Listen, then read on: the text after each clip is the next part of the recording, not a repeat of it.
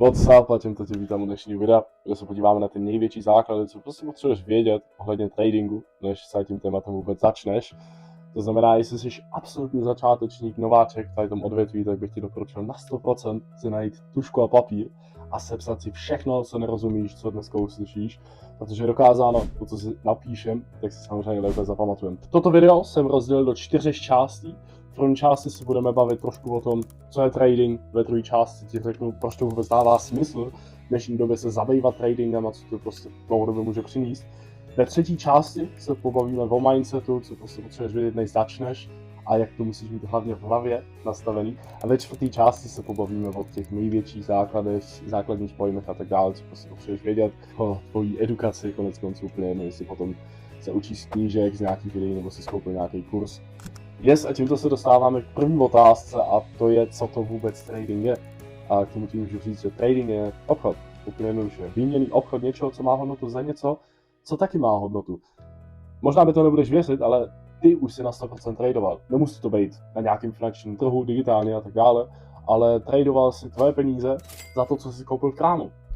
To znamená, teď akorát to musíme přenést do té virtuální reality, že my vlastně netradujeme běžný zboží, ale měnový pár například, nebo indexy a tak dále. To je konec konců to, co všechno můžeš tradovat. O tom jsi třeba někdy slyšel, že ať je to zlato, stříbro, nebo že traduješ euro za americký dolar. Yes, přesně tak. A to je všechno možný na finančním trhu se jménem Forex. To je konec konců i ten největší finanční trh na celém světě. Nevím, jestli mi tady to taky budeš věřit, každopádně se tam každý den otočí přes 6,6 bilionů dolarů. Nevím ani bráchu, kolik to má nul. Každopádně tady nejsem o to, abych to počítal, ale spíš od toho, abych ti vysvětlil, jak tady ty trhy vůbec fungují a hlavně kdo tam traduje, protože na tady tom trhu tradují banky, finanční instituce, pojišťovny a tak dále. A samozřejmě my drobní investoři, ten problém je akorát, že většina lidí prostě si myslí, že jim stačí, nevím, 2-3 videa na YouTube, jedno video na Twitteru a najednou mají to sebevědomí na to říct, OK, jo, let's go, tak teď jdu zmívat 10 000 na tady ten trh a myslíš si, že vydělají, ale takhle to nefunguje. To, co ty potřebuješ, jestli chceš dlouhodobě na tady těch trzích něco vydělat, tak je systém, strategie, něco zkoušení, prostě nějakým způsobem musíš mít zkušenosti, musíš mít nějaký mentorship dokonce i, možná tě zklamu tím, ale ty potřebuješ nějakým způsobem někoho za sebou, kdo už má víc zkušeností jak ty, od koho se můžeš učit, aby si dlouhodobě na tady těch trzích taky úspěšný. Teď k té otázce, jak takový trading vůbec funguje, taky jsem si tady tu otázku tenkrát kladl, ale abych ti byl upřímný úplně jednoduše. Musíš si to představit takhle, dejme tomu, že ty půjdeš a řekneš si, že chceš celý víkend strávit v Německu. Dejme tomu, že ten kurz je klasika 25 korun na 1 euro. Ty si vezmeš tvých 10 000 korun a ten kurz, jako jsem říkal, 25 korun na 1 euro, tak to jsou zpátky 400 euro. Teď jdeš do toho Německa, nakonec tak, že ty platíš jenom kartou, takže ty na tvoje fyzické peníze ani nešáhneš. Takže se v neděli večer potom s tím stejným obnosem vrátíš domů. Ty samozřejmě nebudeš chtít potom v Čechách mít jen tak 400 euro a budeš si tady ty peníze zase chtít vyměnit do toho předešlého obnosu českých korun. Teď už ale nedostaneš 10 000 korun, ale například 10 100 korun. Proč? Protože ta hodnota české koruny stoupla. A ten výměnný kurz samozřejmě nabral na síle mezi eurem a českou korunou. A to je přesně, jak trading funguje. Ty se snažíš předpovědět tady ten pokles nebo nárůst. Další téma je, proč to dává smysl tradovat. A já ti řeknu úplně jednoduše proč. Protože když se naučíš tradovat, tak ty máš vlastně tu příležitost pracovat odkud chceš. Ty můžeš vydávat peníze úplně jedno, jestli jsi doma, jestli jsi někde na Bali, nebo jestli jsi někde tomu tvý babičky, ty máš pořád příležitost ty peníze vydělat. Jediné, co pro to potřebuješ, tak je tvůj telefon, tvůj počítač a Wi-Fi. Samozřejmě to zní strašně jednoduše a až moc hezky úplně upřímně, protože trading samozřejmě není něco, co se naučíš za 3 měsíce, ale dlouhodobě je to určitě něco, co ti může přinést strašně velkou výhodu, i právě díky tomu, že to je skillset. A co to znamená, že to je něco, co tobě zůstane, že? Ať je to sport, co ty se v tvém dětství naučil, co ti zůstal doteďka a můžeš pokaždý, když nějakým způsobem třeba se dostaneš k tomu si zahrát fotbal, použít tady ten skillset, který samozřejmě nezapomeneš, stejně jako když se tenkrát učil jezdit na kole, tak trading je úplně to stejný. Ten skillset, který už teď můžeš začít se učit, tak je něco, co ti může přinést něco za 5, 10, 15, 20 let, protože tradovat se bude vždycky. A mít ty správné vědomosti, to správné pochopení o těch trzích, je něco, co už ti prostě potom nikdo neveme. Yes, a poslední důvod, proč to dává smysl tradovat, úplně jednoduše. Každý má kapitál. Úplně jedno, jestli jsi student, jestli jsi na výšce, ve škole, jestli pracuješ nebo nepracuješ. Ty nějakým způsobem máš vždycky obnos peněz v bance, nebo fyzicky, to je úplně jedno. Takže s těma penězma se nic neděje. Co jsem prostě pochopil, že my žijeme v době, kde prostě inflace udělá během jednoho roku 10%, kdyby to byla nějaká akcie, tak si myslím, že je mnohem moudřejší vědět, jak právě člověk může jít a nechat tady ty peníze pro sebe pracovat, takže dokonce po nějaký době z toho bude víc peněz, že člověku se povede tady ty peníze znásobit a ne, že jejich hodnota klesne jenom díky tomu, že leží prostě v bance, nebo dokonce i, nevím, jestli to viděl, ale banky, a jestli ty máš tvoje peníze v bance, tak banka s těma penězma tak jako tak traduje, akorát ty z toho nic nemá. Yes, další téma, o kterém se s tebou chci pobavit, tak je mindset. Strašně důležitý, protože trading samozřejmě není něco, co budeš umět za 2 měsíce a bude hotovo. Ta cesta, než se dostaneš na ten level, že trading ti bude vydávat peníze, bude strašně dlouhá, nikdo neví, jak dlouho to bude trvat. To je individuální, to znamená, připrav se na to v hlavě, takže tradovat třeba budeš moct až fakt profitabilně za 2, za 3, za 4 roky, to nikdo neví. Důležitý je si ale udělat plán. Důležitý je si dělat myšlenky nad tím, proč vůbec se chceš naučit tradovat, protože samozřejmě budou chvíle, kde si budeš říkat, jestli to vůbec funguje, začneš pochybovat o tvý strategii. Sám o sobě budeš pochybovat.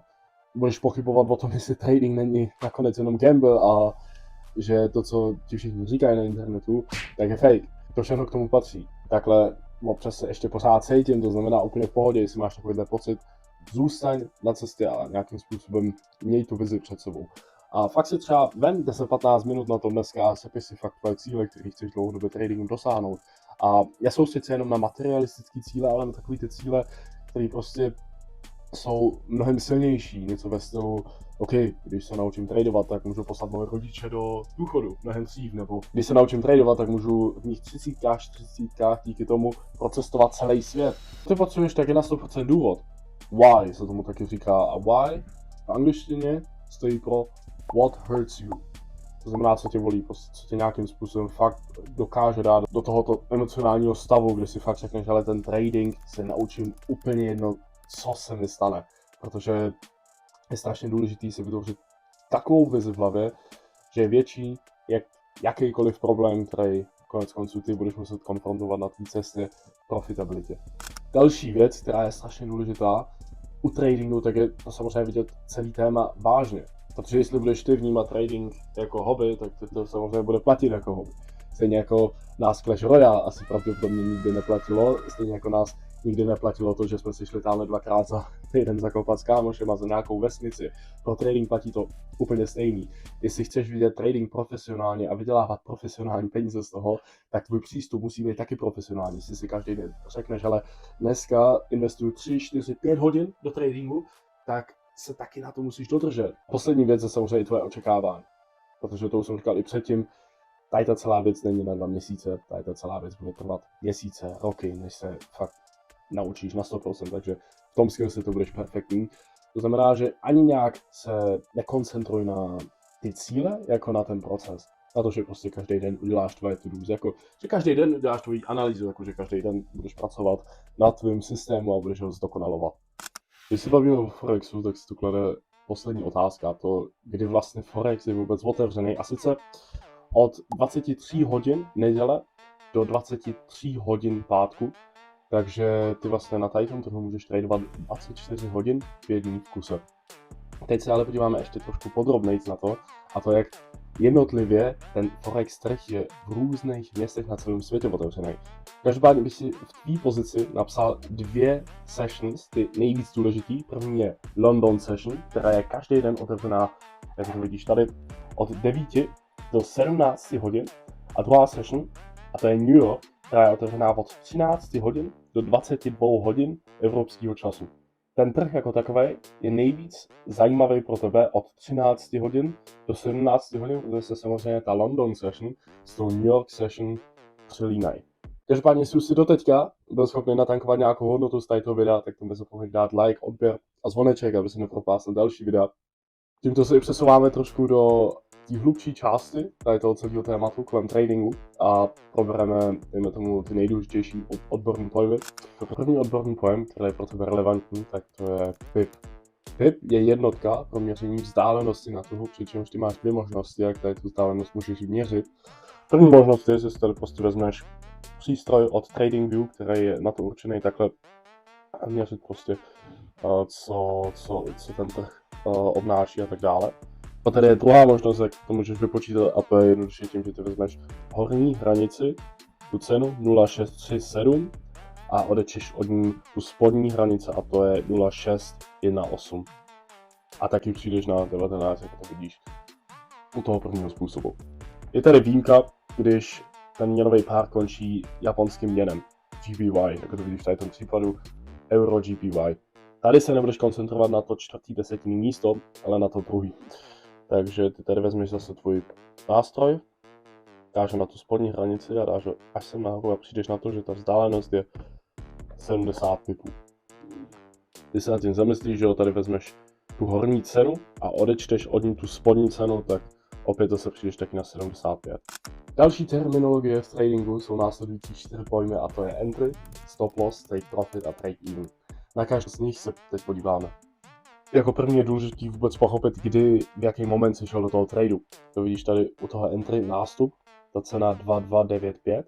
Další level ceny je stop loss, což je hranice ztráty. Stop loss je něco, čím ty určuješ vlastně ten obnos peněz, který ty jsi připravený ztratit, když ten trh by měl jít do toho opačného směru. Pak tady máme take profit, který hlavně slouží k tomu určit ten maximální obnos peněz, který ty jsi vlastně připravený vydělat. Pak tady máme poslední téma, a to je break even. A break even ty vlastně používáš pro tvoji strategii, když se chceš zbavit toho risku, který ty jsi byl připravený vzít na začátku toho tradu. Takže ty vezmeš tvůj stop loss a vytáhneš ho nahoru v ten moment, co tvůj trade po nástupu už je nějakým způsobem třeba v profitu, nevím, dejme tomu třeba 5 pipů, 10 pipů, 15 pipů, to je potom na tobě, jak ty si to určíš.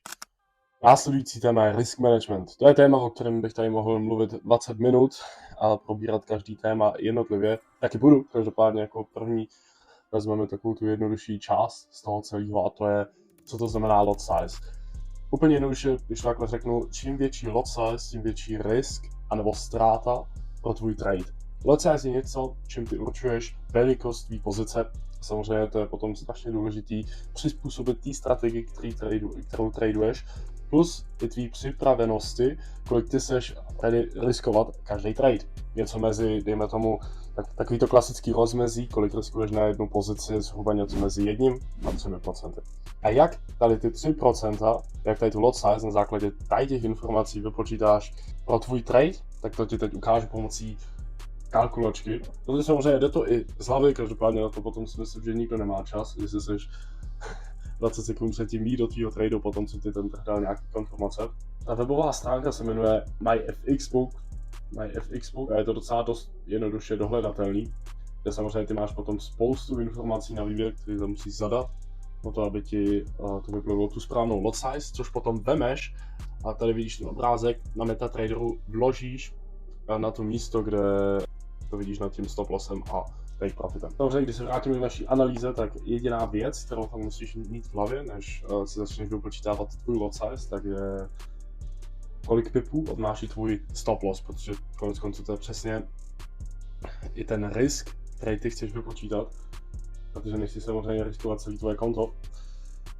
Viděli jsme tam, že tam je desítka, to znamená, že tady vezmeme měnový pár euro USD. Samozřejmě naše konto, dejme tomu, fiktivně činí 10 000 USD, samozřejmě si tam potom můžeš podle sebe nastavit. Já osobně preferuji riskovat maximálně 1% na každý trade a náš stop loss v pipech obnášel 10. Znamená, že náš sizing pro lot size, znamená naše velikost, je 1 lot. To znamená, že taky půjdeme a zadáme u MetaTraderu 1 lot. Takže my riskujeme vlastně přesně 1% z našeho celého konta, to potom vidíš i tady Money USD $1. To samozřejmě se může změnit v tom případu, kdyby jsme tady vzali náš stop loss a změnili ho na je tomu třeba 16 pipů. A potom vypadá následně. Když to pozměním na 16 pipů, tady to vrátím zpátky. Tak nám tady vyjede 0,63 lotu, to znamená, že bychom šli a zadali tam 0,63 lotu. Doporučil bych si to zkoušet 2x, 3x, 4x, nejlépe na nějakém demo účtě, aby jsi byl prostě jistý v tom provedení a potom můžeš přijít samozřejmě na reální peníze. Potom, co jsi se dozvěděl, co to je PIP, lot size a podobně, tak je taky strašně důležitý pochopit, co jsou market objednávky. Ty slouží hlavně k tomu, ti pomoct se spuštěním tradu bez toho, aby si musel být na tom trhu. Pomáhá ti hlavně i v tom třeba plánovat trady do budoucna, samozřejmě to všechno záleží na tvý strategii, ale přesto všechno si myslím je dobrý. Tady ty způsoby, jak ten trade můžeš spustit, znát. Teď ti tady zase ukážu takový úryvek z MetaTraderu, kde přesně vidíš, jakým způsobem ty dokonce můžeš i zvolit na tom MetaTraderu, při jaký ceně potom do toho tradu můžeš žít. Máš tady 4 možnosti, první je buy limit, sell limit a druhá možnost je potom buy stop nebo sell stop. Teď se podívám na každou z nich. Jako první tady vidíš buy limit na Bitcoin, kde my vlastně jsme udělali zase fiktivní analýzu, že do toho trhu nastoupíme při ceně 60 970, takže na co my vlastně čekáme, tak je, že ten trh klesne sem dolů a potom půjde sem nahoru. Nic těžkého. Potom tady máme fiktivní analýzu na euro, japonský jen, kde my vlastně čekáme ten opak, právě proto je to pořád sell limit. Limit vždycky stojí, protože ten trh se otočí. Akorát prodáváme ten trh při tady té ceně a potom podle analýzy postupujeme dolů. Když se podíváme na euro USD, teď vlastně už nejde o to, že ten trh se otočí, ale o to, že ten trh bude pokračovat. Říká se tomu taky buy stop, buy continuation, to znamená pokračování v angličtině. A co my chceme, akorát když ten trh dosáhne této ceny při našem entry, takže potom bude pokračovat. A u zlata to vypadá tak, že když tady se prolomí tady ta support zóna, k tomu se taky dostaneme, co to je support, tak očekáváme, že ten trh bude pokračovat potom dolů. Právě z toho důvodu potom placeme tady tu market objednávku. Pro tady ty market objednávky nejenom, že je potom důležitá lot size, kterou si potom umíš už dokonce teď vypočítat pomocí té kalkulačky, ale samozřejmě vidět tvoji nástupní cenu, to znamená tvůj entry, který taky zadáš, hned pod tvůj lot size a potom klasicky take profit a stop loss. A tímto tu máme poslední téma tady toho videa a to jsou svíčky a timeframy. Taková svíčka se skládá z těla a po případě z knotu, to všechno záleží na tom, jakým způsobem se ta cena a za tu určitou dobu vyvinula, protože si musíš představit, že vlastně každá svíčka, co vidíš na tom trhu, tak je vizualizace ceny, poklesu a nárůstu během určité doby. To může být 1 minuta, to může být 5 minut, to může být 10 minut, záleží na tom timeframeu, který jsi právě zvolil a v jakém to chceš vidět. Teď se podíváme společně na tu anatomii, jak to vidíš tady. A teď vezmeme jako první příklad zelenou svíčku, to je bullish svíčka. Když se podíváš úplně nahoru na ten nejvyšší knot, tak je to samozřejmě i ta nejvyšší cena za tu určitou dobu. To vidíš tady samozřejmě, potom máš tady zavření té svíčky, to je tady ten level.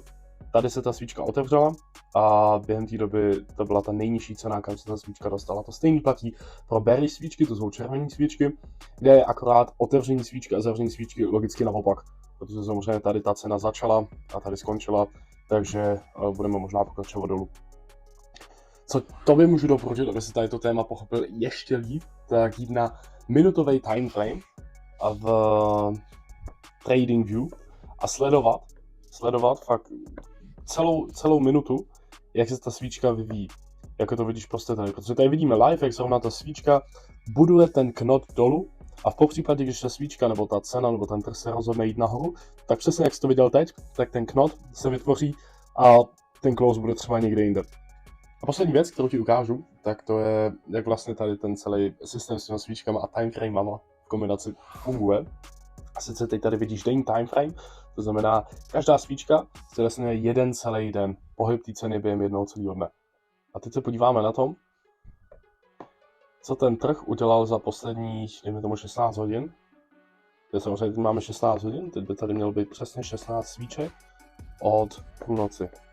1, 2, 3, 4, 5, 6, 7, 8, 9, 10, 11, 12, 13, 14, 15, 16. A teď se tiskne právě ta 17, protože už máme po 16 hodině. Ale jasný, pohraj se s tím sám prostě, aby si nějakým způsobem vůbec pochopil, o co se tam jedná, jde hlavně o tu praxi, že to sleduješ a vyprávět ti toho můžu hodně. Každopádně, to by bylo k videu první části tady toho celého basic tutoriálu na trading. Úplně všechno, doufám, že jsi z toho měl nějakou hodnotu, byly to fakt největší základy, znamená, jestli nějakým způsobem máš zkušenosti s tradingem, tak tady to video nebylo úplně pro tebe. Ale věřím tomu, že to se dostalo i k těm správným a vy z toho máte hodnotu. Takže neváhej, dej tam like, dej tam odběr, aby se nepropásl další videa, protože samozřejmě tady ta celá věc bude mnohem větší než jenom pár reelsů, tady YouTube shortů a pár videí. To znamená, let's go, uvidíme se. Čau. Okay. Co to ukončení? To je dobrý. Asi dobrý, jo, jedem to, ale